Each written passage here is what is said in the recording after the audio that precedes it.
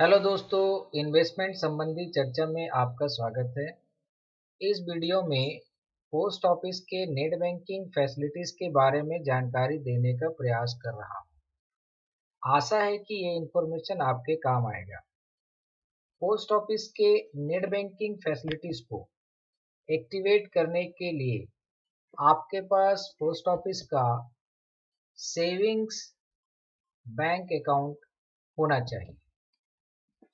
वो savings bank account या तो सिंगल नाम से हो सकता है या जॉइंट नाम से भी। अगर आपके पास पोस्ट ऑफिस का सेविंग्स बैंक अकाउंट है तो ही आप इंटरनेट बैंकिंग की फैसिलिटीज को अवेल कर सकते हैं। आपके पास पहले तो पोस्ट ऑफिस का सेविंग्स बैंक अकाउंट होना चाहिए और पोस्ट ऑफिस में आपके केवाईसी का डॉक्यूमेंट भी अपडेटेड होना चाहिए। उस केवाईसी में आपका मोबाइल नंबर, ईमेल एड्रेस और पैन कार्ड नंबर ये सब दिया हुआ होना चाहिए, अपडेटेड होना चाहिए।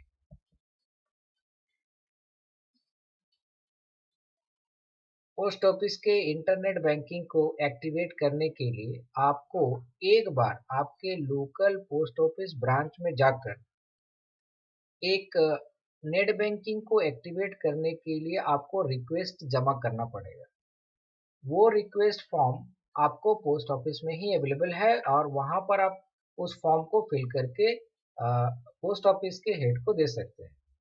या फिर आप एक प्लेन पेपर में भी नेट बैंकिंग को एक्टिवेट करने रिलेटेड एप्लीकेशन, उसमें अपना सारा detail, savings bank account number, pan card, ये सारे डिटेल्स देकर पोस्ट ऑफिस में जमा करके एक एप्लीकेशन आप दे सकते हैं कि मेरा पोस्ट ऑफिस का नेट बैंकिंग को एक्टिवेट किया जाए। दोस्तों, ये बात याद रखना है कि आपको पोस्ट ऑफिस के नेट बैंकिंग की फैसिलिटी को अवेल करने के लिए एक बार अपने लोकल पोस्ट ऑफिस में जाना है और वहाँ आपको एक एप्लीकेशन देना है कि आपके नेट बैंकिंग को एक्टिवेट कर दिया जाए।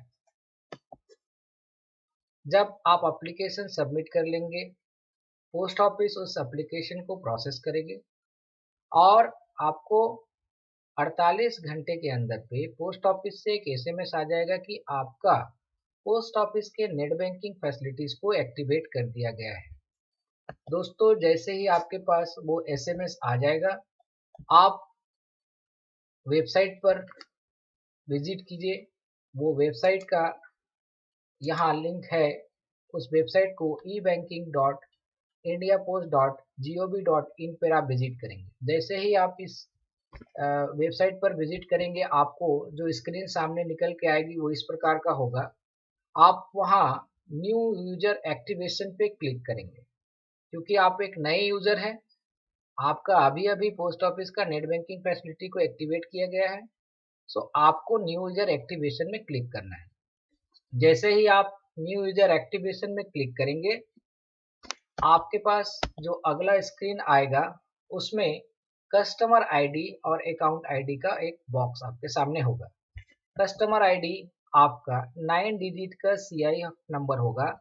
ये सीआईएफ नंबर आपके पोस्ट ऑफिस के सेविंग्स बैंक अकाउंट के पासबुक से आपको मिल जाएगा और अकाउंट आईडी का मतलब है आपके पोस्ट ऑफिस के सेविंग्स बैंक अकाउंट का number. So customer ID CIF ID है और अकाउंट आईडी आपका पोस्ट ऑफिस अकाउंट का अकाउंट नंबर है।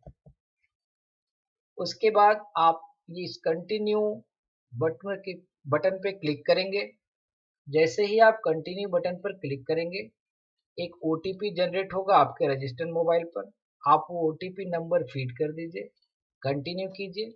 उसके बाद जो आपके पास स्क्रीन आएगी उसमें आपको दो पासवर्ड सेट करने हैं। एक फॉर लॉगिन पर्पस, जिससे आप लॉगिन करेंगे, और एक और पासवर्ड है दोस्तों जिसका नाम है ट्रांजैक्शन पासवर्ड। ये ट्रांजैक्शन पासवर्ड को भी आपको सेट करना है। ये ट्रांजैक्शन पासवर्ड आपको आगे चलकर पोस्ट ऑफिस के नेट बैंकिंग के फैसिलिटी संबंधी सारे ट्रांजैक्शन में ट्रांजैक्शन पासवर्ड की जरूरत होगी। सो ये भी एक बहुत इंपॉर्टेंट पासवर्ड है, ट्रांजैक्शन पासवर्ड। सो जैसे ही आप transaction password, login password set करेंगे, आपका आप नेट बैंकिंग फैसिलिटीज को अवेल करना शुरू कर देंगे। नेट बैंकिंग को अवेल एक्टिवेट होने के बाद आप कई तरह के फैसिलिटीज को अवेल करेंगे, जिससे जैसे कि आप पोस्ट ऑफिस के सेविंग्स बैंक अकाउंट में बाहर के किसी और बैंक अकाउंट से पैसा ट्रांसफर कर सकते हैं। पोस्ट ऑफिस के सेविंग्स अकाउंट से आप अपने किसी और बैंक में पैसा ट्रांसफर कर सकते हैं।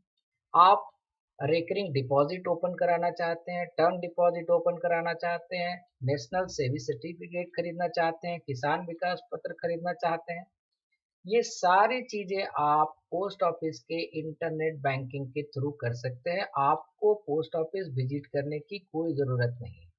यही नहीं दोस्तों, आप इसमें अपनी मैच्योरिटी यानी कि आपका कोई इन्वेस्टमेंट इंस्ट्रूमेंट जैसे एनएससी और केवीपी मैच्योर्ड हो गया है, उसके लिए पहले क्या होता था कि आपको पोस्ट ऑफिस में विजिट करना होता था और एक क्लोजर फॉर्म फिल करके ही आपके पैसे आपके अकाउंट में ट्रांसफर किए जाते थे। नेट बैंकिंग से आपको पोस्ट ऑफिस में विजिट करना नहीं है। आप नेट बैंकिंग के थ्रू ही क्लोजर का इंफॉर्मेशन पोस्ट ऑफिस तक पहुंचा सकते हैं और आपका पैसा आपके सेविंग्स अकाउंट में ट्रांसफर कर दिया जाएगा।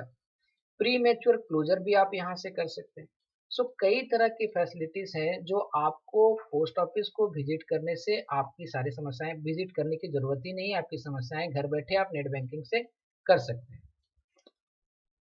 आगे मैं आपको एक और बात बताना चाहता हूँ कि आप इंडियन पोस्ट मोबाइल बैंकिंग की भी फैसिलिटीज अवेल कर सकते हैं। ये जस्ट लाइक नेट बैंकिंग की तरह ही है। इसमें आपको गूगल प्ले स्टोर से जाकर इंडियन पोस्ट मोबाइल बैंकिंग का ऐप आपको डाउनलोड करना है और लॉगिन स्क्रीन पे अपने मोबाइल नंबर डालने हैं, यूजर नंबर सीआईएफ डालना है, डेट ऑफ बर्थ डालने हैं, मोबाइल नंबर में पासवर्ड आएगा, उसके बाद आपका जो आईडी है वो सीआईएफ आईडी रहेगा। ये पोस्ट बैंकिंग भी एक्टिवेट हो जाएगी। यहाँ भी आप वो सारी फैसिलिटीज अवेल कर सकते हैं जो मैंने अभी इस वीडियो में नेट बैंकिंग की फैसिलिटी संबंध में आपसे बताई। थैंक यू दोस्तों।